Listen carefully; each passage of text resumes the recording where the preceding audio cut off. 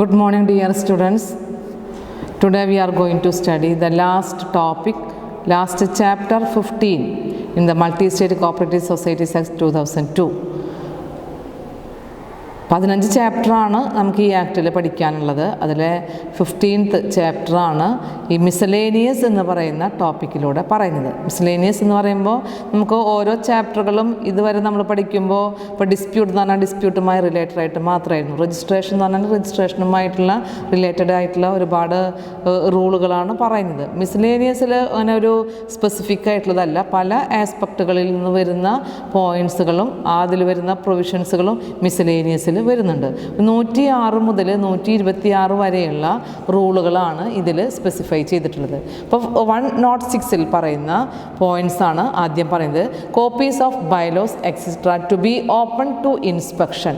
അതായത് എല്ലാ multi state cooperative സൊസൈറ്റീസുകളും അവരുടെ ആ സൊസൈറ്റിയുടെ ആ ബൈലോൻ്റെ ഒരു കോപ്പി, അതുപോലെ തന്നെ റൂൾസിൻ്റെയും ഒരു കോപ്പി ആ സൊസൈറ്റിയുടെ രജിസ്റ്റേർഡ് അഡ്രസ്സ് എവിടെയാണോ അവിടെ ചെയ്തിരിക്കണം, കീപ്പ് ചെയ്തിരിക്കണം. അതെപ്പോൾ വേണമെന്നുണ്ടെങ്കിൽ മെമ്പേഴ്സ് ഇൻസ്പെക്ഷൻ നടത്താനായിട്ട് അവർ ചോദിക്കുകയാണെന്നുണ്ടെങ്കിൽ അതിന് കൊടുക്കുകയും വേണം. അത് ഷാൽ ബി ഓപ്പൺ ആയിരിക്കണം, എപ്പോൾ വേണമെങ്കിലും കൊടുക്കാൻ സന്നദ്ധമായിരിക്കണം എന്നുള്ളതാണ് 106 റൂളിൽ പറയുന്നത്. Every multi state cooperative society shall be keep a copy of rules and its bylaws and also list of members open to inspection free of charge at all reasonable times at a registered address of the society. Free of ചാർജിലാണ്. ഒരു inspection ചെയ്യണമെന്നുണ്ടെങ്കിൽ ആ books of account, bylaw അല്ലെങ്കിൽ rule, അതുപോലെ തന്നെ മെമ്പേഴ്സിൻ്റെ registered ആയിട്ടുള്ള മെമ്പേഴ്സിൻ്റെ list, ഇതൊക്കെ പരിശോധിക്കണമെന്നുണ്ടെങ്കിൽ ഒന്നുകിൽ ക്രെഡിറ്റേഴ്സിനെ പരിശോധിക്കാം, ഡിബഞ്ചർ ഹോൾഡേഴ്സിനെ പരിശോധിക്കാം, മെമ്പേഴ്സിനെ പരിശോധിക്കാം. അപ്പോൾ ആരാണോ പരിശോധിക്കുന്നത് എങ്കിൽ അവർക്ക് ഫ്രീ ചാർജിലായിരിക്കണം കൊടുക്കുന്നത്. മെമ്പേഴ്സിനും ഡിബഞ്ചർ ഹോൾഡേഴ്സിനും ഫ്രീ ചാർജിലാണ്. പക്ഷേ അതറായിട്ടുള്ള ആളുകൾ വന്ന് ചോദിക്കുകയാണെന്നുണ്ടെങ്കിൽ അത് പേയ്മെൻറ്റ്, പ്രിസ്ക്രൈബ്ഡ് ആയിട്ടുള്ള ഒരു പേയ്മെൻറ്റ് വെച്ചുകൊണ്ടായിരിക്കണം ഇൻസ്പെക്ഷന് ഓപ്പൺ ചെയ്ത് കൊടുക്കേണ്ടത്. Next, place of keeping. ഇപ്പം 106ാമത്തെ പോയിൻ്റാണത് പറഞ്ഞത്. 107 പറയുന്നത് place of keeping and inspection of registers and returns. സൊസൈറ്റിയുടെ മെമ്പേഴ്സിൻ്റെ register of members and index of members, register of debenture holders and copies of annual returns with certification with documents of certified copies. ഇതെല്ലാം registered ആയിട്ടുള്ള ഓഫീസിൽ എന്ത് ചെയ്തിരിക്കണം, keep ചെയ്തിരിക്കണം. അപ്പോൾ എവിടെ കീപ്പ് ചെയ്യേണ്ടതെന്ന് ചോദിച്ചു കഴിഞ്ഞാൽ രജിസ്റ്റേർഡ് ഓഫീസിലാണ് കീപ്പ് ചെയ്യേണ്ടത്. അത് റീസണബിൾ ആയിട്ടുള്ള അവേഴ്സിൽ ഇൻസ്പെക്ട് ചെയ്യാനായിട്ടും കൊടുക്കണം. അപ്പോൾ നമ്മൾ നേരത്തെ പറഞ്ഞ 106 പോയിൻ്റ് റീസണബിൾ ടൈമിൽ ഈ മെമ്പേഴ്സ് ആവശ്യപ്പെടുകയാണെന്നുണ്ടെങ്കിൽ, അല്ലെങ്കിൽ ഡിബഞ്ചർ ഹോൾഡേഴ്സ് ആവശ്യപ്പെടുകയാണെങ്കിൽ ഫ്രീ ചാർജിൽ ഓപ്പൺ ഇൻസ്പെക്ഷന് കൊടുക്കാവുന്നതാണ്. ഈ പോയിൻറ്റ്സുകൾ ഏതൊക്കെയാണെന്നുള്ളത് ഒന്നും കൂടെ സ്പെസിഫൈ, അത് ബൈലോ ആൻഡ് റൂളായിരുന്നു. പക്ഷേ ഈ പോയിന്റിൽ പറയുന്നത് മെമ്പേഴ്സിൻ്റെ register, index of members, debenture ഹോൾഡേഴ്സിൻ്റെ രജിസ്റ്റർ, അതുപോലെ തന്നെ ആനുവൽ റിട്ടേൺസുകൾ. ആ സൊസൈറ്റിയിൽ അതുവരെയുള്ള ബുക്സ് ഓഫ് അക്കൗണ്ടുകളോ റിട്ടേൺസുകളോ ഉണ്ടെന്നുണ്ടെങ്കിൽ ആ റിട്ടേൺസുകളെല്ലാം പരിശോധനയ്ക്ക് വിധേയമാക്കാൻ ബാധ്യസ്ഥതാണ് എല്ലാ മൾട്ടി സ്റ്റേറ്റ് കോപ്പറേറ്റീവ് സൊസൈറ്റികളും. ഈ ബുക്സ് ഇതെല്ലാം സൂക്ഷിക്കേണ്ടത് രജിസ്റ്റേർഡ് ഓഫീസിലാണ്. ഇനി എപ്പോൾ വേണമെങ്കിലും റീസണബിൾ ടൈം എന്ന് പറയുമ്പോൾ അതിനൊരു റൂൾ പ്രകാരം ഇത്ര സമയം വെച്ചിട്ടുണ്ട്. അതായത് ഓരോ കോപ്പറേറ്റീവ് സൊസൈറ്റീസുകളിലും ഓരോ ദിവസം 2 മണിക്കൂറാണ്. 2 മണി, not less than 2 hours allowed to open inspection. ഒരു ഫുൾ ടൈം അവർക്ക് വന്നു കഴിഞ്ഞാൽ നോക്കാനുള്ള പോസിബിലിറ്റി ഇല്ല, അങ്ങനെ ഒരു പെർമിഷനും ഇല്ല. ഓരോ ദിവസവും അവർക്ക് 2 മണിക്കൂർ ആ ഒരു ബിസിനസ് അവേഴ്സിനുള്ളിൽ അവർക്ക് ഇൻസ്പെക്ഷൻ ചെയ്യാവുന്നതാണ്. ഇനി ഫ്രീ ചാർജിൻ്റെ കേസ് പറഞ്ഞപ്പോൾ ഡിബഞ്ചർ ഹോൾഡേഴ്സിനും മെമ്പേഴ്സിനും ഫ്രീ ആയിട്ടാണ് ഇൻസ്പെക്ഷന് ചെയ്യാവുന്നത്. പക്ഷേ അതർ പേഴ്സൺസുകളാണെന്നുണ്ടെങ്കിൽ, ഇവരല്ലാതെയുള്ള ചിലപ്പോൾ ക്രെഡിറ്റേഴ്സ് ഉണ്ടായിരിക്കാം, മറ്റാ സൊസൈറ്റിയിൽ നിന്ന് ഇങ്ങനെയുള്ള ഇൻഫർമേഷൻസുകളൊക്കെ കളക്ട് ചെയ്യേണ്ട ആവശ്യകത വരുന്ന മറ്റും മെമ്പേഴ്സ് ആണെന്നുണ്ടെങ്കിൽ അവർക്ക് പ്രിസ്ക്രൈബ്ഡ് ആയിട്ടുള്ള ചാർജ് ഈടാക്കാവുന്നതാണ്. ഈടാക്കിക്കൊണ്ടായിരിക്കും ഇൻസ്പെക്ഷന് കൊടുക്കുന്നത്. നെക്സ്റ്റ് 108 എന്ന് പറയുന്ന പോയിന്റിൽ പറയുന്നത് inspection of books of account of multi state cooperative society. ഏതൊക്കെ ബുക്സ് ഓഫ് അക്കൗണ്ടുകളാണ് മൾട്ടി സ്റ്റേറ്റ് കോപ്പറേറ്റീവ് സൊസൈറ്റിക്ക് ഇൻസ്പെക്ഷൻ ചെയ്യുക? അതായത് ഈ ഇൻസ്പെക്ഷൻ ചെയ്യുക എന്ന് പറഞ്ഞു കഴിഞ്ഞാൽ ഇപ്പോൾ ബിസിനസ് അവേഴ്സിലാണെന്നുണ്ടെങ്കിൽ എപ്പോൾ വേണമെങ്കിലും രജിസ്ട്രാർ, മൾട്ടി സ്റ്റേറ്റ് കോപ്പറേറ്റീവ് സൊസൈറ്റിയുടെ സെൻട്രൽ രജിസ്ട്രാർ, അതുപോലെ തന്നെ official government official authorised by central government in this behalf, അതായത് രജിസ്ട്രാർക്ക് പകരം ഇൻസ്പെക്ട് ചെയ്യാനായിട്ട് സെൻട്രൽ ഗവൺമെൻറ് ഓതറൈസ് ചെയ്യുന്ന വ്യക്തികളുണ്ടെന്നുണ്ടെങ്കിൽ അവർക്ക് മെമ്പേഴ്സിന് ഇവർക്കൊക്കെ എന്ത് ചെയ്യാം? എപ്പോൾ വേണമെങ്കിലും സൊസൈറ്റിയുടെ ഈ പറയുന്ന ബുക്സ് ഓഫ് അക്കൗണ്ട് ഇൻസ്പെക്ട് ചെയ്യാവുന്നതാണ്. ഇനി മുകളിൽ പറഞ്ഞ സെൻട്രൽ രജിസ്ട്രാർ അതുപോലെ തന്നെ ഒഫീഷ്യൽ ഗവൺമെൻറ് ഒഫീഷ്യൽ ഇവർക്ക് സൊസൈറ്റിയുടെ ബുക്സ് ഓഫ് അക്കൗണ്ടുകൾ പരിശോധനയ്ക്ക് വരുമ്പോൾ നോട്ടീസ് പ്രൊവൈഡ് ചെയ്യാതെ തന്നെ എന്ത് ചെയ്യാം? ഇൻസ്പെക്ഷന് ചെയ്യാവുന്നതാണ്. അവർക്ക് ഇന്ന സമയത്ത് ഇങ്ങനെ ഇൻസ്പെക്ഷന് വരുമെന്ന് പറയുന്ന ഇൻഫർമേഷൻ കൊടുക്കാതെ തന്നെ ഇൻസ്പെക്ട് ചെയ്യാൻ പവറുള്ള ആളുകളാണ് ഒന്ന് സെൻട്രൽ രജിസ്ട്രാറും മറ്റൊന്ന് പറഞ്ഞത് ഗവൺമെൻറ് ഒഫീഷ്യലായിട്ടുള്ള ആൾ. ഗവൺമെൻറ് ഒഫീഷ്യൽ എന്ന് പറഞ്ഞു കഴിഞ്ഞാൽ ഗവൺമെൻറ് ഓഫീസർ, അത് ഗവൺമെൻറ് തന്നെ അതിൽ സെൻട്രൽ രജിസ്ട്രാർക്ക് പകരം ഗവൺമെൻറ് അപ്പോയിൻറ്റ് ചെയ്യുന്ന വ്യക്തിയാണ്. ഇവർക്ക് ബിസിനസ് അവേഴ്സിൽ ബുക്സ് ഓഫ് അക്കൗണ്ടുകൾ ഇൻസ്പെക്ട് ചെയ്യാം എന്ന് പറയുന്ന inspection of books of account of multi state cooperative സൊസൈറ്റിയെ കുറിച്ചാണ് 108 പറയുന്നത്. 109 പറയുന്ന പോയിന്റ് 109 deals with annual accounts and balance sheet. Multi state cooperative സൊസൈറ്റിയുടെ ആനുവൽ അക്കൗണ്ട്സ് എന്ന് പറഞ്ഞു കഴിഞ്ഞാൽ ബാലൻസ് ഷീറ്റും ആൻഡ് പ്രോഫിറ്റ് ആൻഡ് ലോസ് അക്കൗണ്ടും എല്ലാ ജനറൽ മീറ്റിങ്ങിലും അതിൻ്റെ ബോർഡ് ആനുവൽ ജനറൽ മീറ്റിങ്ങിൽ അത് സബ്മിറ്റ് ചെയ്തിരിക്കണം. ബോർഡ് അതായത് സൊസൈറ്റിയുടെ ബോർഡാണ് ഈ ആനുവൽ ജനറൽ മീറ്റിങ്ങിലേക്ക് വരുമ്പോൾ ആനുവൽ അക്കൗണ്ട്സുകളായിട്ടുള്ള balance sheet and profit and loss account കൊണ്ടുവരേണ്ടത്. അത് പരിശോധിക്കാനായിട്ട് എല്ലാ മെമ്പേഴ്സിനും അവകാശമുണ്ട്. അതിൻ്റെ റിപ്പോർട്ട്സുകൾ എന്ത് ചെയ്തിരിക്കണം? ഈ മീറ്റിങ്ങിൽ അവതരിപ്പിക്കുകയും ചെയ്യണം. നിർബന്ധമാണ് എന്നുള്ളതാണ് ഈ 109 റൂളിൽ പറയുന്നത്. Annual accounts and balance sheet എല്ലാ ആനുവൽ ജനറൽ മീറ്റിങ്ങിലും അത് സബ്മിറ്റ് ചെയ്തിരിക്കണം. അടുത്ത പോയിന്റ് 110 പറയുന്നത് minutes of proceedings of general meeting and board and other meetings. 110 മിനിറ്റ്സിനെ കുറിച്ചാണ്. അതായത് ജനറൽ മീറ്റിംഗ് കൺവീൻ ചെയ്യുമ്പോൾ പ്രിപ്പയർ ചെയ്യുന്ന അതിൻ്റെ ലീഗൽ പ്രൊസീഡിങ്സിന് പ്രിപ്പയർ ചെയ്യുന്ന മിനിറ്റ്സ്, അതുപോലെ തന്നെ സൊസൈറ്റിയുടെ ബോർഡ് മീറ്റിംഗ് കൺവീൻ ചെയ്യുമ്പോൾ ആ ലീഗൽ പ്രൊസീഡിങ്സുകളൊക്കെ തയ്യാറാക്കുന്ന മിനിറ്റ്സുകൾ, അതുപോലെ തന്നെ ബോർഡിൻ്റെ സബ് കമ്മിറ്റീസുകളുണ്ട്. സബായിട്ട് നമുക്ക് കമ്മിറ്റീസുകളെ അപ്പോയിൻറ്റ് ചെയ്യാം. സൊസൈറ്റിയുടെ അഡ്മിനിസ്ട്രേഷനും അതിൻ്റെ ഒരു FI കോൺസ്റ്റിറ്റ്യൂഷനൊക്കെ വേണ്ടി എന്ന് പറഞ്ഞു. അപ്പോൾ ആ സബ് കമ്മിറ്റീസുകളുടെ അതായിട്ട് വരുന്ന മീറ്റിങ്സുകൾക്കും അതിലെല്ലാം മീറ്റിങ്സുകൾ കൺവീൻ ചെയ്ത് കഴിഞ്ഞാൽ മീറ്റിംഗ് കഴിഞ്ഞ് ആ conclusion of every such meeting within 13 days 30 ദിവസത്തിനുള്ളിൽ അതിൻ്റെ മിനിറ്റ്സ് എന്ത് ചെയ്തിരിക്കണം? സൊസൈറ്റിയിൽ എല്ലാ സൊസൈറ്റിയും അത് കീപ്പ് ചെയ്തിരിക്കണം. നിർബന്ധമാണ് എല്ലാ സൊസൈറ്റിയുടെയും മിനിറ്റ്സുകൾ, അതായത് annual general meeting, board meeting, sub committees meeting convene ചെയ്ത ലാസ്റ്റ് ഡേറ്റ് മുതൽ 30 ദിവസത്തിനുള്ളിൽ ആ മിനിറ്റ്സ് എന്ന് പറഞ്ഞു കഴിഞ്ഞാൽ ഒരു ലീഗലായിട്ടുള്ള എവിഡൻസ് ആണ്. ഒരു മിനിറ്റ്സിലാണ് ആ മീറ്റിംഗ് കൺവീൻ ചെയ്തതിൻ്റെ എല്ലാ എവിഡൻസും ഉള്ളത്.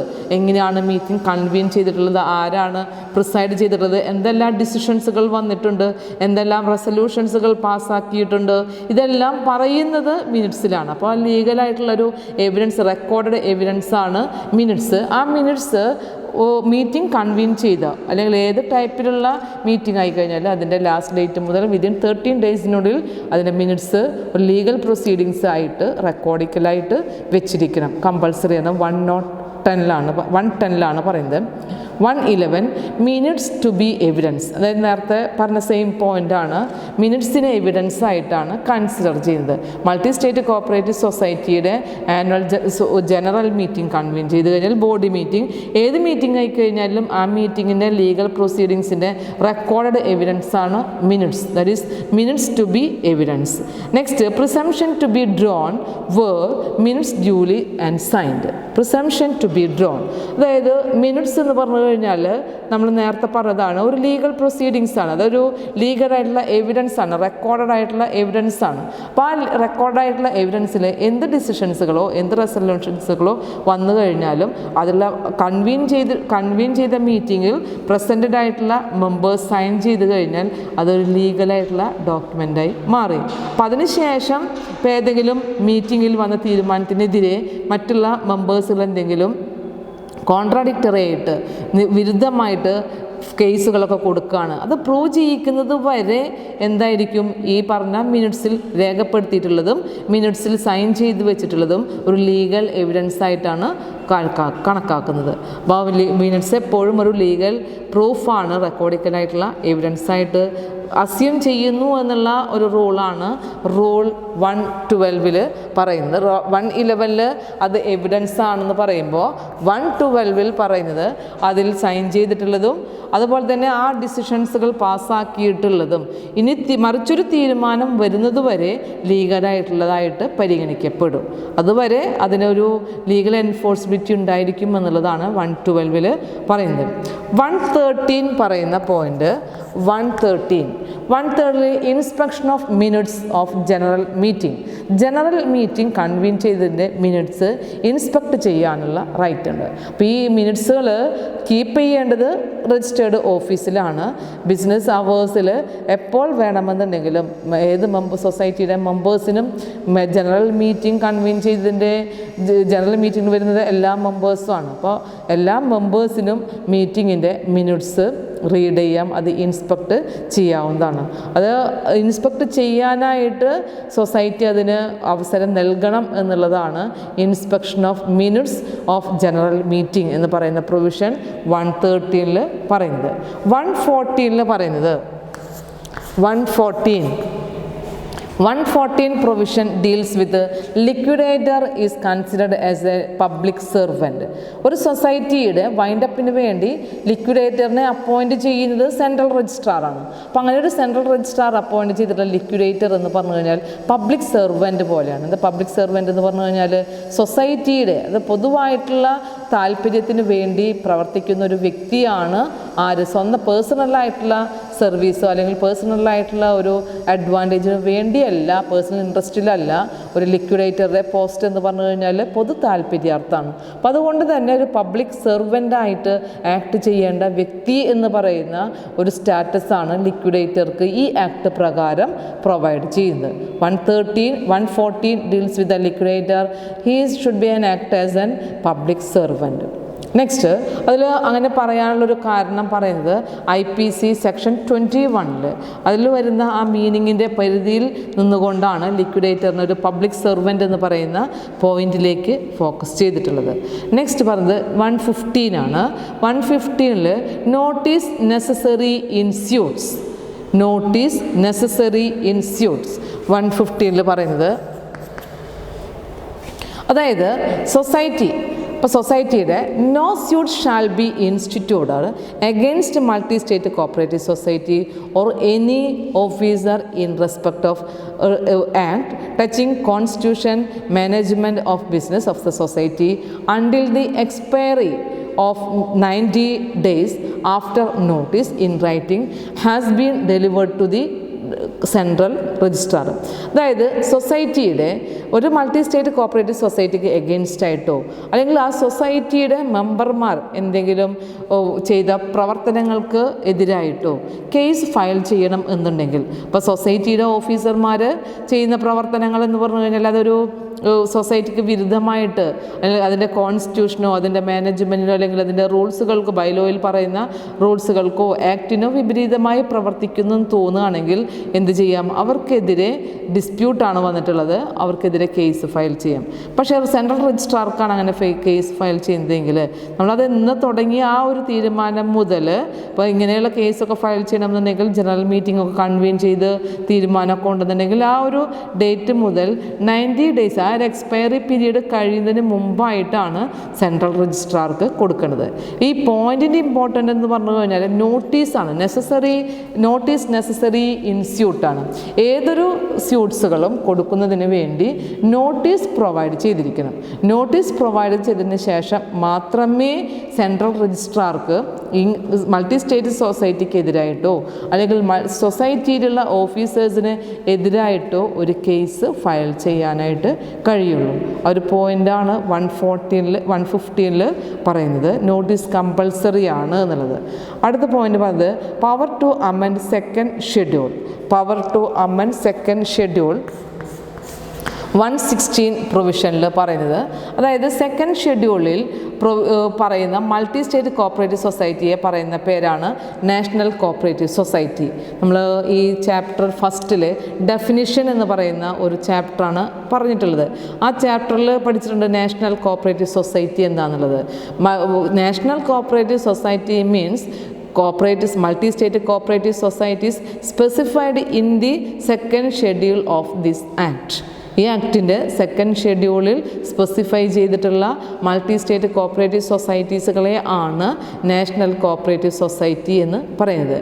അപ്പോൾ ഈ സെക്കൻഡ് ഷെഡ്യൂളിൽ നിന്ന് ഏതെങ്കിലും മൾട്ടി സ്റ്റേറ്റ് കോപ്പറേറ്റീവ് സൊസൈറ്റികളെ മാറ്റുന്നതിനോ അല്ലെങ്കിൽ സെക്കൻഡ് ഷെഡ്യൂളിലേക്ക് ഉൾപ്പെടുത്തിക്കൊണ്ട് ഒരു മൾട്ടി സ്റ്റേറ്റ് കോപ്പറേറ്റീവ് സൊസൈറ്റിയെ നാഷണൽ കോപ്പറേറ്റീവ് സൊസൈറ്റി ആക്കണമെന്നോ സെൻട്രൽ ഗവൺമെൻറ് ഉദ്ദേശിക്കുന്നുണ്ട് എന്നുണ്ടെങ്കിൽ, അങ്ങനെ ഉദ്ദേശിക്കുന്ന പക്ഷം അതിനുള്ള ഒരു ബൈലോ അതുപോലെ തന്നെ ഈ ആക്ട് അതിന് തടസ്സമില്ലാന്ന് തോന്നുകയാണെങ്കിൽ, അത് ഗവൺമെൻറ് സാറ്റിസ്ഫൈഡ് ആണ് തോന്നുകയാണെന്നുണ്ടെങ്കിൽ അത് ചെയ്യാനായിട്ട് അനുവാദം ആർക്കുണ്ട്? Central government. സെൻട്രൽ ഗവൺമെൻറ് അതൊരു നോട്ടിഫിക്കേഷൻ എന്ത് ചെയ്യണം? ഇഷ്യൂ ചെയ്യണം. ഒരു നിയമപ്രകാരമുള്ള ഒരു ഓർഡർ നോട്ടിഫിക്കേഷൻ അതിന് നൽകണം.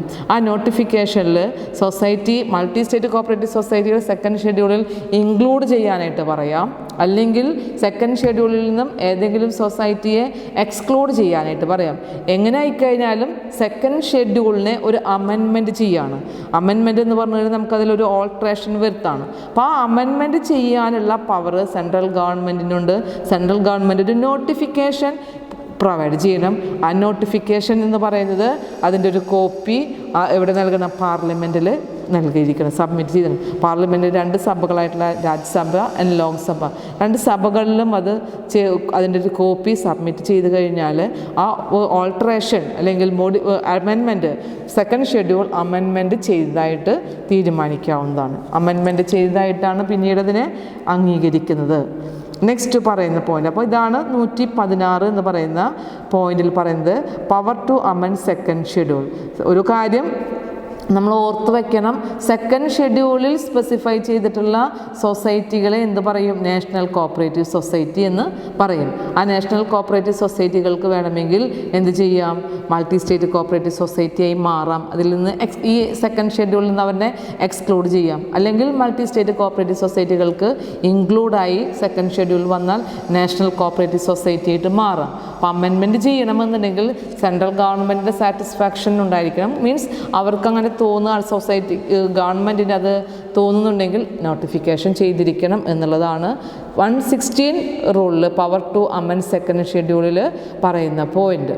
അടുത്ത പോയിന്റ് 17 ആണ് ബാർ ഓഫ് ജുറിഡിക്ഷൻ ഓഫ് കോർട്ട്സ്.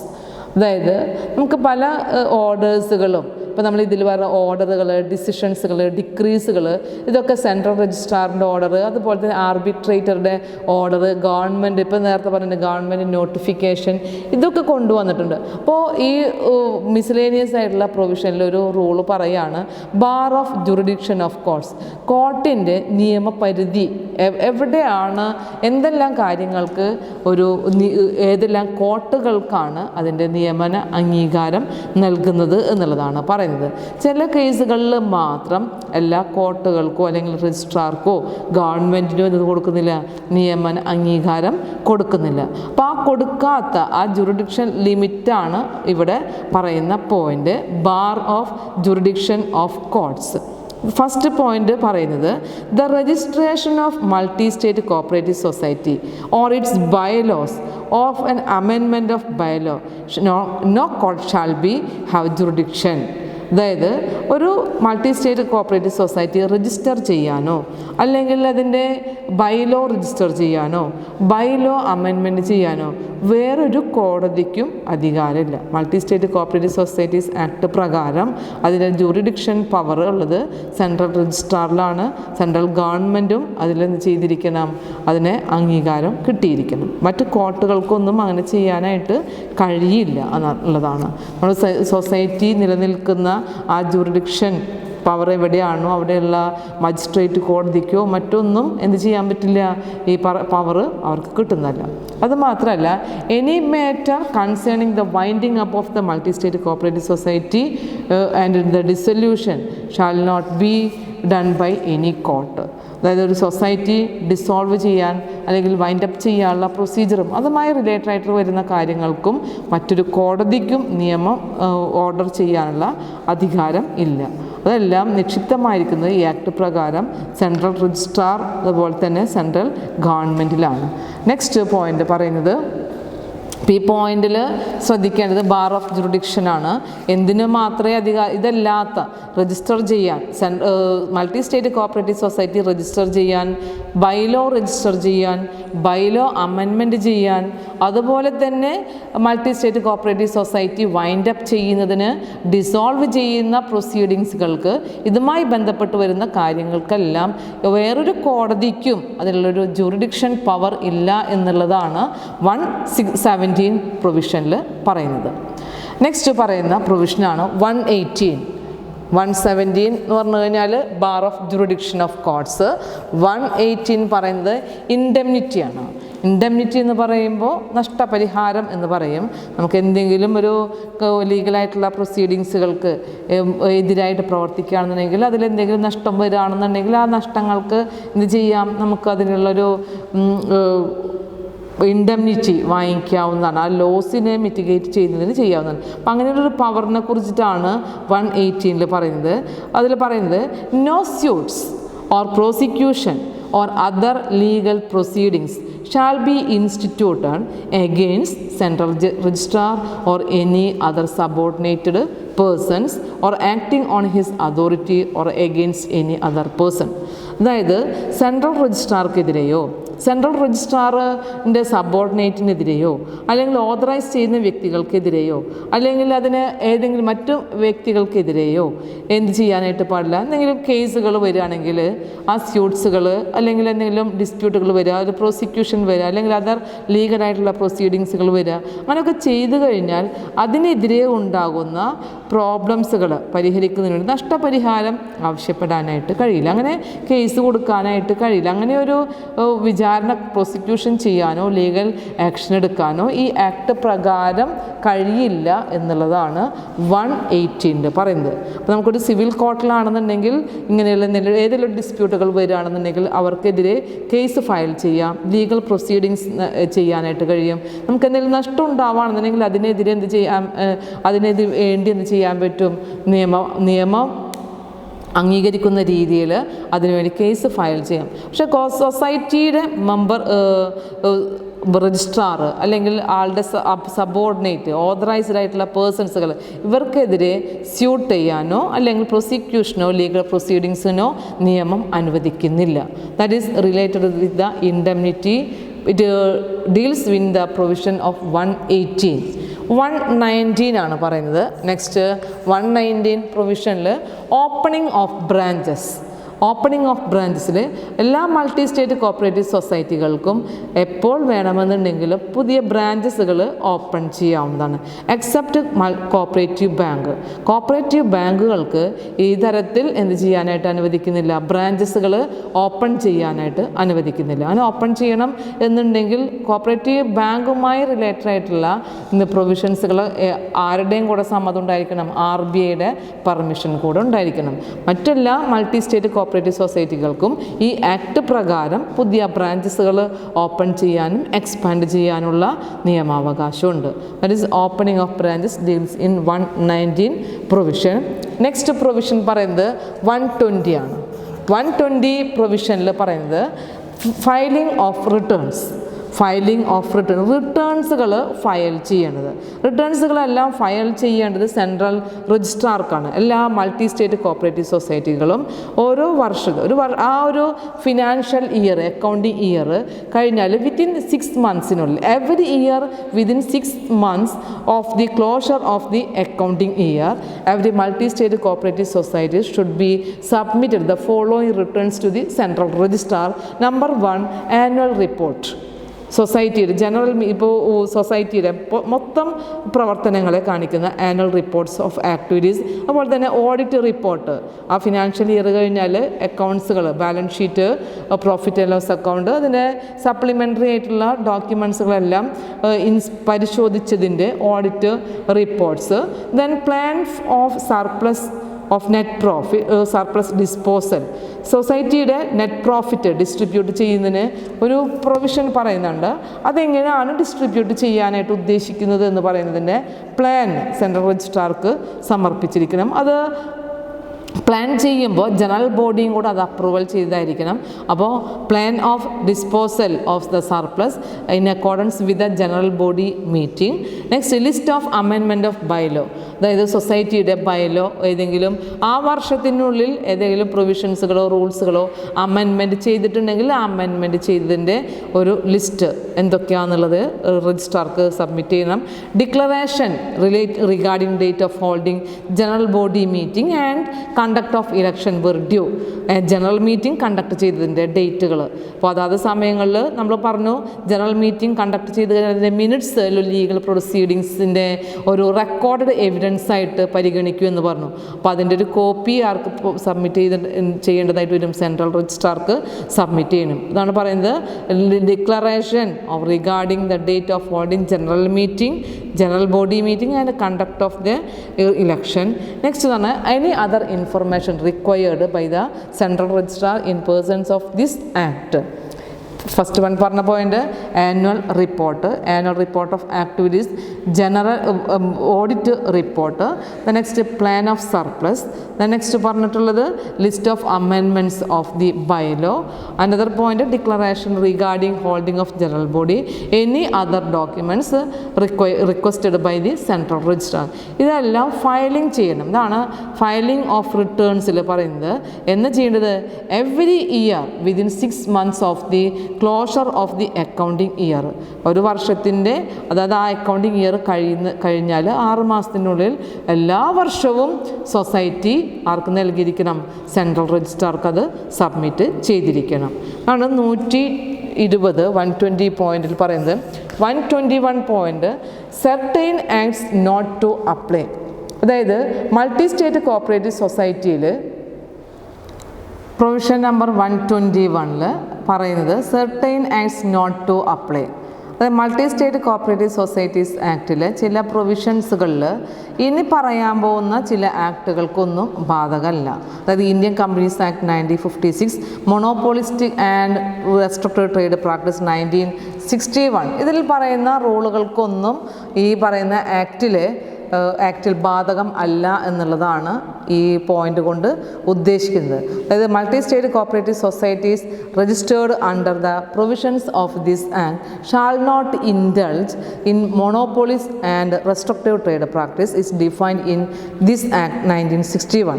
അതായത് മൊണോപോളീസ് ആൻഡ് റെസ്ട്രിക്റ്റീവ് ട്രേഡ് പ്രാക്ടീസുകളുണ്ട്. ആ ട്രേഡ് പ്രാക്ടീസുകൾ ഒരു ട്രേഡ് ബിസിനസ്സുകളൊക്കെ ഇതിൽ ചെയ്യുന്നുണ്ട്, കോപ്പറേറ്റീവ് സൊസൈറ്റിയിൽ ചെയ്യുന്നുണ്ട്. പക്ഷേ അതിൽ പറയുന്ന റൂളുകളൊന്നും ഈ ആക്ട് പ്രകാരം രജിസ്റ്റർ ചെയ്ത സൊസൈറ്റികൾക്ക് ബാധകം അല്ല എന്നുള്ളതാണ് 121 റൂളിൽ പറയുന്നത്. കമ്പനീസ് ആക്ടിലെ റൂളുകൾ ബാധകമല്ല. അത് കാരണം കമ്പനീസ് ആക്ടിൽ പറയുന്ന പല റൂളുകളും ഇപ്പോൾ ഷെയർസുകൾ, അതുപോലെ തന്നെ ഡിവിഡൻഡ്, അതുപോലെ തന്നെ ഡിബഞ്ചർ, ഇതൊക്കെ കമ്പനീസ് ആക്ടിലും റൂളുകളുണ്ട്. പക്ഷേ സൊസൈറ്റി രജിസ്റ്റർ ചെയ്തിട്ടുള്ളതും സൊസൈറ്റിയുടെ ആക്ടും 2002 ആക്ട് പ്രകാരം ആയതുകൊണ്ട് 1956 ആക്ടും 1969 മൊണോപോളീസ് റെസ്ട്രിക്റ്റീവ് ട്രേഡ് പ്രാക്ടീസ് ആക്ടിൽ പറയുന്ന റൂളുകളൊന്നും ഈ ആക്ടിന് ബാധകം അല്ല. That is the 121 certain acts not to apply. 122 പറയുന്ന റൂളാണ് നമുക്ക് ഇനി പരിശോധിക്കേണ്ടത്. Central government power to give directions to a specified multi state cooperative societies in public interest. അതായത് മൾട്ടി സ്റ്റേറ്റ് കോപ്പറേറ്റീവ് സൊസൈറ്റി എന്ന് പറയുമ്പോൾ തന്നെ ഒരു കോപ്പറേറ്റീവ് പ്രിൻസിപ്പിൾസുകൾ ഫോളോ ചെയ്യുന്നതാണ്. ഒരു പബ്ലിക് ആയിട്ടുള്ള താല്പര്യത്തിന് വേണ്ടി ഒരു ഡെമോക്രാറ്റിക് ആയിട്ടുള്ള വളണ്ടറി അസോസിയേഷനാണ് ഏതൊരു കോപ്പറേറ്റീവ് സൊസൈറ്റിയും. അപ്പോൾ അതിലുള്ള മെമ്പർമാർ, അതിൽ വരുന്ന ബെനഫിഷ്യറീസ് എന്ന് പറഞ്ഞു കഴിഞ്ഞാൽ മെമ്പേഴ്സ്, ഡെപ്പോസിറ്റേഴ്സ്, ക്രെഡിറ്റേഴ്സ്, ഇവരുടെ പൊതുവായ താല്പര്യങ്ങൾ പ്രൊട്ടക്റ്റ് ചെയ്യുന്നതിന് വേണ്ടി ചില കേസുകളിൽ സെൻട്രൽ ഗവൺമെൻറ്റിന് ഓർഡേഴ്സുകൾ കൊടുക്കാവുന്നതാണ്. ആ ഓർഡേഴ്സ് കൊടുക്കാനുള്ള പവർ, ഡയറക്ഷൻ പവർ ആർക്കുണ്ട്? സെൻട്രൽ ഗവൺമെൻറ്റിനുണ്ട് എന്നുള്ള റൂളാണ് 122 പറയുന്നത്.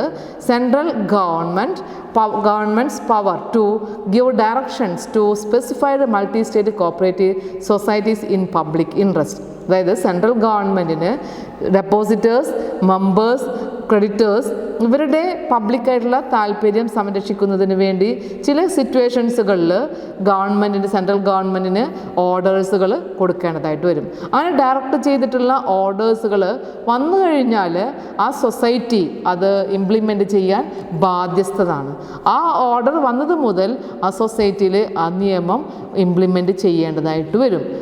അതിനുള്ളൊരു പവർ സെൻട്രൽ ഗവൺമെൻറ്റിനുണ്ട് എന്നുള്ളതാണ് 122 പറയുന്നത്. നെക്സ്റ്റ് പറയുന്ന പോയിന്റ് 123 ആണ് suppression of board of multi state cooperative society.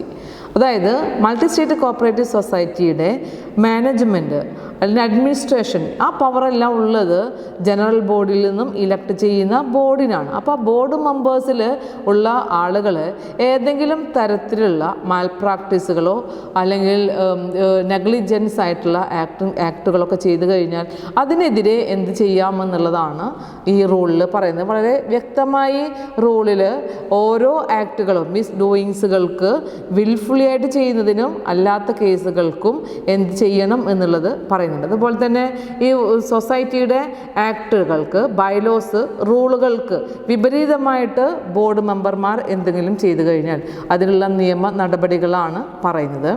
First case പറയുന്നത് if an opinion of the central government, the board of any multi-state cooperative society is persistently making default or negligence in the performance of the duties imposed by the act. സൊസൈറ്റിയിലെ മെമ്പേഴ്സിനെ ബോർഡിൽ elect ചെയ്ത് കഴിഞ്ഞാൽ ആ മെമ്പേഴ്സിൻ്റെ duty ഈ ആക്ടിനനുസരിച്ച് സൊസൈറ്റിക്ക് വേണ്ടി പ്രവർത്തിക്കുക എന്നുള്ളതാണ്. സൊസൈറ്റിയുടെ ആക്ടിന് വിപരീതമായി എന്തെങ്കിലും അശ്രദ്ധയോടുകൂടെ അവരുടെ ഡ്യൂട്ടിയിൽ വീഴ്ചകൾ വരുത്തുകയാണെന്നുണ്ടെങ്കിൽ സെൻട്രൽ ഗവൺമെൻറ്റിന് അത് ശരിയാണെന്ന് തോന്നുകയാണെന്നുണ്ടെങ്കിൽ, അതുപോലെ തന്നെ സൊസൈറ്റിയുടെ താല്പര്യങ്ങൾക്ക് വിപരീതമായിട്ട് പ്രവർത്തിക്കുക, അല്ലെങ്കിൽ ഗവൺമെൻറ് ചില ഡയറക്ഷൻസുകളെല്ലാം ചില സമയങ്ങളിൽ പൊതു താല്പര്യാർത്ഥം ഡെപ്പോസിറ്റേഴ്സിൻ്റെ, മെമ്പേഴ്സിൻ്റെ, ക്രെഡിറ്റേഴ്സിൻ്റെ പബ്ലിക് ഇൻട്രസ്റ്റ് പ്രൊട്ടക്റ്റ് ചെയ്യുന്നതിന് നൽകിയിട്ടുള്ള ചില ഡയറക്ഷൻസുകളുണ്ട്. ആ ഡയറക്ഷൻസുകൾ മനഃപൂർവ്വം ഒമിറ്റ് ചെയ്യാം. ഇങ്ങനെയൊക്കെ ചെയ്തു കഴിഞ്ഞാൽ എന്താണ് അതിനുള്ള നടപടി എന്നുള്ളതാണ്. അങ്ങനെ വന്നു കഴിഞ്ഞാൽ സെൻട്രൽ ഗവൺമെൻറ്റിന് ഒരു സ്റ്റെപ്പ് സ്വീകരിക്കാവുന്നതാണ്. ഈ ബോർഡിന് ആദ്യമായിട്ടൊരു ഓപ്പർച്യൂണിറ്റി കൊടുക്കാം എന്തുകൊണ്ട് ഇങ്ങനെ പ്രവർത്തിച്ചു എന്ന് പറയുന്നതിന്. ആ റീസണബിൾ ആയിട്ടുള്ള ഒരു ടൈം കൊടുത്തുകൊണ്ട് അവർക്ക് അവരുടേതായിട്ടുള്ള എക്സ്പ്ലനേഷൻസുകൾ ആവശ്യപ്പെടാം. അതും സാറ്റിസ്ഫൈഡ് അല്ല എന്ന് തോന്നുകയാണെന്നുണ്ടെങ്കിൽ, അത് സാറ്റിസ്ഫൈഡ് അല്ല എന്ന് തോന്നും, കാരണം ആ ഒരു സൊസൈറ്റിയുടെ നിയമവിരുദ്ധമായി പ്രവർത്തിച്ചു കഴിഞ്ഞാൽ അതിലൊരു എക്സ്പ്ലെയിൻ ചെയ്യാനുള്ള അവസരം മാത്രമാണ് സെൻട്രൽ ഗവൺമെൻറ് കൊടുക്കുന്നത്. പിന്നീട് സെൻട്രൽ ഗവൺമെൻറ് ഒന്നോ അതിലധികമോ അഡ്മിനിസ്ട്രർമാരെ അപ്പോയിൻറ്റ് ചെയ്തുകൊണ്ടാണ് സൊസൈറ്റിയുടെ പ്രവർത്തനങ്ങൾ കോർഡിനേറ്റ് ചെയ്യുന്നത്. സൊസൈറ്റി പിന്നീട് മാനേജ് ചെയ്യുന്നത് ഈ പറയുന്ന അഡ്മിനിസ്ട്രേഴ്സാണ്. അഡ്മിനിസ്ട്രേഴ്സിനെ 6 മാസത്തേക്കാണ് അപ്പോയിൻറ്റ് ചെയ്യുന്നത്.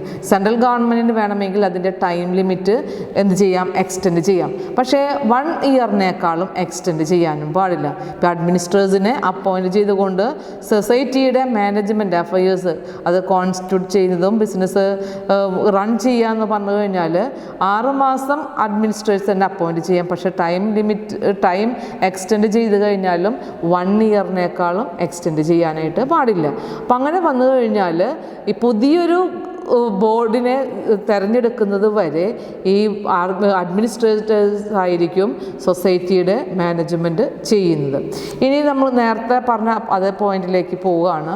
അതായത് ഇപ്പോൾ കോപ്പറേറ്റീവ് ബാങ്കുകളാണ് എന്നുണ്ടെങ്കിൽ മൾട്ടി സ്റ്റേറ്റ് സൊസൈറ്റിയുടെ ഈ ആക്ടിൽ കോപ്പറേറ്റീവ് ബാങ്കുകളാണ്. ആ കോപ്പറേറ്റീവ് ബാങ്കിൻ്റെ മാനേജ്മെൻറ്റോ ബോർഡോ ആണ് ഇതുപോലെയുള്ള കൃത്യനിർവഹണങ്ങളിൽ വീഴ്ച വരുത്തുന്നതും ഗവൺമെൻറ്റിൻ്റെ ഓർഡറുകൾ ഒമിറ്റ് ചെയ്യുന്നത് വന്നു കഴിഞ്ഞാൽ അവിടെ അഡ്മിനിസ്ട്രേറ്റേഴ്സിനെ അപ്പോയിൻറ്റ് ചെയ്ത് കഴിഞ്ഞാൽ 1 ഇയർ എന്ന് പറയുന്നത് 2 ഇയർ വരെ അഡ്മിനിസ്ട്രേറ്റേഴ്സിന് എന്ത് ചെയ്യാം, മാനേജ് ചെയ്യാം. ആ ഒരു റൂളും കൂടെ ഇതിലേക്ക് ആഡ് ചെയ്ത് പറയണം. അഡ്മിനിസ്ട്രേറ്ററിനെ അപ്പോയിൻറ്റ് ചെയ്യുന്നത് 6 മാസത്തേക്കാണ്. 6 മാസം കഴിഞ്ഞാൽ ഡേറ്റ് എക്സ്റ്റെൻഡ് ചെയ്ത് 1 ഇയർ വരെ സൊസൈറ്റികളിലാക്കാം. പക്ഷേ കോപ്പറേറ്റീവ് ബാങ്കുകളാണ് എന്നുണ്ടെങ്കിൽ ഈ 1 ഇയറിനെ 2 ഇയർ ആയിട്ട് ഡേറ്റ് എക്സ്റ്റെൻഡ് ചെയ്തിട്ടുണ്ട് എന്നുള്ളത് റൂളിൽ പറയുന്നുണ്ട്. Provided in the case of the cooperative bank the provisions of the subsection shall have effect for 1 year. The word 2 year had been substituted. 1 year എന്നുള്ളത് 2 ഇയർ ആയിട്ടാണ് കോപ്പറേറ്റീവ് ബാങ്കുകൾക്ക് administration ചെയ്യാനായിട്ട് പറയുന്നത്. Next, അപ്പോൾ suppression of the board of specified multi state cooperative സൊസൈറ്റിയിൽ ഇത്രേ പറയുന്നുള്ളൂ. ബോർഡാണ് ഏതെങ്കിലും പ്രവർത്തനങ്ങൾ ചെയ്യുന്നതിൽ വിൽഫുള്ളി നെഗ്ലിജൻസ് ചെയ്യുക, എന്തെങ്കിലും ഓർഡേഴ്സുകളെ ഒമിറ്റ് ചെയ്യുക, സൊസൈറ്റിയുടെ റൂളുകൾക്കും ആക്ടുകൾക്കും വിപരീതമായിട്ട് പ്രവർത്തിക്കുക, പൊതു താല്പര്യങ്ങൾക്ക് വിപരീതമായി പ്രവർത്തിക്കുകയാണെന്നുണ്ടെങ്കിൽ ആ ബോർഡ് പിന്നെ എന്തല്ല, ഒരു ഡെമോക്രാറ്റിക് ആയിട്ടുള്ള ബോർഡല്ല, ഡെമോക്രാറ്റിക് ആയിട്ടുള്ള മാനേജ്മെൻ്റ് അല്ല ചെയ്യുന്നത്. അതുകൊണ്ട് അങ്ങനെയുള്ള ബോർഡിനെ മാറ്റി നിർത്തി പുതിയൊരു അഡ്മിനിസ്ട്രേഷൻ ചെയ്യാൻ ആർക്ക്, സെൻട്രൽ ഗവൺമെൻറ്റിന് ചെയ്യാം. സെൻട്രൽ ഗവൺമെൻറ് ഒരു നോട്ടിഫിക്കേഷൻ ഇറക്കിക്കൊണ്ടാണത് ചെയ്യുന്നത്. ഒരു സ്പെഷ്യൽ ഓർഡർ ചെയ്തുകൊണ്ട് ഇങ്ങനെയുള്ളൊരു അഡ്മിനിസ്ട്രേഷൻ കണ്ടക്ട് ചെയ്യാവുന്നതാണ്. നെക്സ്റ്റ് പോയിന്റ് പറയുന്നത് 123 ആണ് നമ്മൾ ഈ പറഞ്ഞ സെൻട്രൽ ഗവൺമെൻറ്റിൻ്റെ സ്പെഷ്യൽ പവർ പറയുന്നത്, ബോർഡിനെ സപ്രഷൻ ചെയ്യാനുള്ള പവർ പറയുന്നത്. 124 പറയുന്നത് പവർ ടു മേക്ക് റൂൾസ്, അതായത് സൊസൈറ്റിയെ കൺട്രോൾ ചെയ്യുന്നതിനും കോർഡിനേറ്റ് ചെയ്യുന്നതിനും വേണ്ടി കോപ്പറേറ്റീവ് സൊസൈറ്റീസ് ആക്ട് ഉണ്ട്. Multi state cooperative societies act പ്രകാരമാണ് 2002 പ്രകാരമാണ് മൾട്ടി സ്റ്റേറ്റ് സൊസൈറ്റികൾ പ്രവർത്തിക്കുന്നത്. പക്ഷേ സെൻട്രൽ ഗവൺമെൻറ്റിന് ചില നോട്ടിഫിക്കേഷൻസുകളൊക്കെ നൽകിക്കൊണ്ട് എന്തെങ്കിലും റൂൾസുകളിൽ ചേഞ്ചസുകളൊക്കെ വരുത്താൻ താല്പര്യം ഉണ്ട് എന്നുണ്ടെങ്കിൽ, അതായത് സൊസൈറ്റിയുടെ റൂളുകൾ വളരെ എന്തെങ്കിലും പ്രവർത്തനങ്ങളിൽ ഡിഫിക്കൽട്ടി ആണ് തോന്നുകയാണെന്നുണ്ടെങ്കിൽ അവർക്ക് റൂൾസുകൾ കൊണ്ടുവരാനുള്ള റൈറ്റ് ഉണ്ട്. That is the power to make the rules. ഗവൺമെൻറ്റിനാണ് ഇതിപ്പോൾ ഇലക്ഷൻ കണ്ടക്ട് ചെയ്യുന്ന സമയത്ത് ഇലക്ഷനുമായി ബന്ധപ്പെട്ടുകൊണ്ട് എന്തെങ്കിലും റൂൾസുകൾ, ഓൾട്രേഷൻസുകൾ, മോഡിഫിക്കേഷൻ വരുത്തണമെന്നുണ്ടെങ്കിൽ ആ റൂളുകളും ആർക്ക് കൊണ്ടുവരാം, ഗവൺമെൻറ്റിന് കൊണ്ടുവരാം. അങ്ങനെ റൂൾസുകൾ മേക്ക് ചെയ്യാനുള്ള പവറാണ് 124 എന്ന് പറയുന്ന പ്രൊവിഷനിൽ, മിസ്ലേനിയസ് പ്രൊവിഷനിൽ പറയുന്നത്. 125 പറയുന്നത് പവർ ടു റിമൂവ് ഡിഫിക്കൽട്ടീസ് ആണ്. പവർ ടു റിമൂവ് ഡിഫിക്കൽട്ടീസ് 125 റൂളിൽ പറയുന്നത് നമ്മൾ നേരത്തെ പറഞ്ഞതുപോലെ തന്നെയാണ്. ഇപ്പോൾ multi state cooperative societies act 2002 ഈ ആക്ട് പ്രകാരം 15 ചാപ്റ്റേഴ്സുകളാണ് പറയുന്നത് അല്ലേ. അതിലൊരു 126ഓളം പ്രൊവിഷൻസുകളുണ്ട്. ഈ പ്രൊവിഷൻസുകളൊക്കെ ഇംപ്ലിമെൻറ്റ് ചെയ്യുമ്പോൾ ഇതൊക്കെ റൂളുകളാണ്. ഈ റൂളുകളൊക്കെ നമ്മൾ സൊസൈറ്റിയുടെ പ്രവർത്തനങ്ങളിൽ ഇംപ്ലിമെൻറ്റ് ചെയ്യുമ്പോൾ എന്തെങ്കിലും ഡിഫിക്കൽട്ടീസുകളാണ് ഫീൽ ചെയ്യുന്നതെങ്കിൽ അതിന് മറ്റു പൊതുവായിട്ടുള്ള താല്പര്യങ്ങൾക്ക് ഗുണമാണെന്ന് നമുക്ക് തോന്നുന്നത് ചില സമയങ്ങളിൽ അതെന്തായിരിക്കാം, ചില ലിമിറ്റേഷൻസുകളെല്ലാം ഫേസ് ചെയ്യുന്നുണ്ടെന്ന് മനസ്സിലാകുന്ന പക്ഷം ആ ഡിഫിക്കൽട്ടീസുകൾ റിമൂവ് ചെയ്യാവുന്നതാണ്. അപ്പോൾ റിമൂവ് ചെയ്യാം എന്ന് പറയുന്ന ഒരു റൂളാണ് 125 പറയുന്നത്. ഇനി if any difficulty arises in giving effect of this act, that is the 2002 act, the central government may make any such provisions not inconsistent with the provisions of the removing the difficulty. Then next point അതിൽ തന്നെ പറയുന്നുണ്ട്, no order shall be made after the expiry of the 2 year from the commencement of this act. നമ്മൾ ഈ act കൊണ്ടുവന്നതിന് ശേഷം 2 വർഷത്തിന് ഉള്ളിലാണ് ശേഷം വരുന്ന റൂൾസുകളിലൊന്നും പുതിയതായിട്ടുള്ള ഓർഡേഴ്സുകൾ കൊണ്ടുവരാനായിട്ട് പാടില്ല. ഇപ്പോൾ ഈ ആക്ട് നിലവിൽ വരുമ്പോൾ എല്ലാ നിയമാവലികളും ആ സൊസൈറ്റിക്ക് അതെന്താണ് ലയബിളാണ്. അതിലെന്തെങ്കിലും ഡിഫിക്കൽട്ടി അറൈസ് ചെയ്യുന്നുണ്ടെങ്കിൽ സെൻട്രൽ ഗവൺമെൻറ്റിന് പുതിയ പ്രൊവിഷൻസുകൾ കൊണ്ടുവരാനോ അല്ലെങ്കിൽ ആ ഒരു ഡിഫിക്കൽട്ടി റിമൂവ് ചെയ്യാനായിട്ടോ ഓർഡർ കൊടുക്കാവുന്നതാണ്. That is the power to remove the difficulties in relation of the provision 125. Last provision പറയുന്നത് റിപ്പീൽ ആണ്. റിപ്പീൽ ആൻഡ് സേവിങ് 126 പറയുന്ന പ്രൊവിഷനിൽ പറയുന്നത് റിപ്പീൽ, റീപ്ലേസ് ചെയ്തു എന്നുള്ളത്. നമുക്കറിയാം multi state cooperative societies act ഒരു കമ്മീഷൻ്റെ ബേസിലൊക്കെയാണ്. ഒരുപാട് ലിമിറ്റേഷൻസുകൾ ഫേസ് ചെയ്യുന്നത് കൊണ്ട് പുതിയൊരു ഫോർമാറ്റിലേക്ക് മാറ്റി 1984 ഒരു ആക്ടിനെയാണ് 2002 അമെൻമെൻറ്റ് ചെയ്തുകൊണ്ട് റിപ്പീൽ ചെയ്തുകൊണ്ട് 2002 ആക്ട് എന്ന് പറയുന്ന ആക്ടിലേക്ക് റീപ്ലേസ് ചെയ്തത്. അപ്പോൾ ആ റീപ്ലേസ് ചെയ്തു എന്ന് പറയുന്ന ഒരു പ്രൊവിഷൻ എവിടെ പറയുന്നുണ്ട്? 126 ഈ ആക്ട് പ്രകാരം പറയുന്നുണ്ട്. The multi state cooperative societies act 1984 hereby repealed. 2 multi state cooperative societies act 2002 പഴയ ആക്ടിനെ റീപ്ലേസ് ചെയ്തുകൊണ്ടാണ് പുതിയ ആക്ട് വന്നിട്ടുള്ളത്. അപ്പോൾ ആ റീപ്ലേസ് ചെയ്തിട്ടുള്ളത് ആ പ്രൊവിഷനാണ് 126 എന്ന് പറയുന്ന റിപ്പീൽ ആൻഡ് സേവിങ് എന്ന് പറയുന്ന പ്രൊവിഷനിൽ. ഇത്രയും ആണ് ഈ മൾട്ടി സ്റ്റേറ്റ് കോപ്പറേറ്റീവ് സൊസൈറ്റീസ് ആക്ടിൻ്റെ പ്രൊവിഷൻസുകളായിട്ട് ഇമ്പോർട്ടൻ്റ് ആയിട്ടുള്ള പ്രൊവിഷൻസുകൾ പറയുന്നത്. എല്ലാ പ്രൊവിഷൻസുകൾ കൂടെയും നമുക്ക് 126ഓളം പ്രൊവിഷൻസുകൾ പഠിക്കാനുണ്ട്. ചാപ്റ്റർ 15 ആണ്. ഒന്നാമത്തെ ചാപ്റ്റർ മുതൽ ലാസ്റ്റ് മിസലേനിയസ് എന്ന് പറയുന്ന ചാപ്റ്റർ 15 വരെ 126 ആയിട്ടുള്ള പ്രൊവിഷൻസുകൾ ഉൾപ്പെടുന്ന ഒരു വൈഡായിട്ടുള്ളൊരു ആക്റ്റാണ് multi state cooperative societies act. കഴിഞ്ഞ ക്ലാസ്സുകളിൽ നമ്മൾ ഓരോ ചാപ്റ്റർ വൈസുമായിട്ടാണ് ഈ ഓരോ പ്രൊവിഷൻസുകളും ഡിസ്കസ് ചെയ്തിട്ടുള്ളത്. നമുക്ക് ഈ ഒരു ചാപ്റ്ററോട് കൂടെ മിസ്ലേനിയസ് എന്ന് പറയുന്ന ചാപ്റ്ററോട് കൂടെ നമുക്ക് എന്ത് ചെയ്തു? ഈ പ്രൊവിഷൻസുകൾ കംപ്ലീറ്റ് ആയി. അപ്പോൾ വളരെ വൈഡായിട്ട് ഡീറ്റെയിൽ ആയിട്ട് പഠിക്കാനുള്ളൊരു ആക്റ്റാണ് multi state cooperative societies act 2002.